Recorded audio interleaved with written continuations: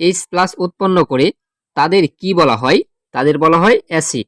তারপর দেখো, যেসব অ্যাসিড পানিতে পুরোপুরি বিয়োজিত না হয়ে আংশিকভাবে বিয়োজিত হয়ে এইচ প্লাস তৈরি করে তাদের কি বলা হয়? তাদের বলা হয় দুর্বল অ্যাসিড। আচ্ছা, তারপর দেখো, যেসব অ্যাসিড পানিতে পুরোপুরি বিয়োজিত হয়ে এইচ প্লাস তৈরি করে তাদের কি বলা হয়? তাদের বলা হয় শক্তিশালী অ্যাসিড। তারপর দেখো, CH3COOH এর নাম কি? Acetic acid. তারপর দেখো, অক্রলিক অ্যাসিডের সংকেত কোনটি? অক্রলিক অ্যাসিডের সংকেত কোনটি? HCCOH। আচ্ছা, তারপর দেখো, নাইট্রিক অ্যাসিড বিয়োজিত হয়ে কয়টি হাইড্রোজেন আয়ন তৈরি করে? একটি। আচ্ছা, তারপর দেখো, বোলতা বা বিচ্ছু হুল পোটালে জ্বালা নিবারণের জন্য কি ব্যবহার করা হয়? ভিনেগার।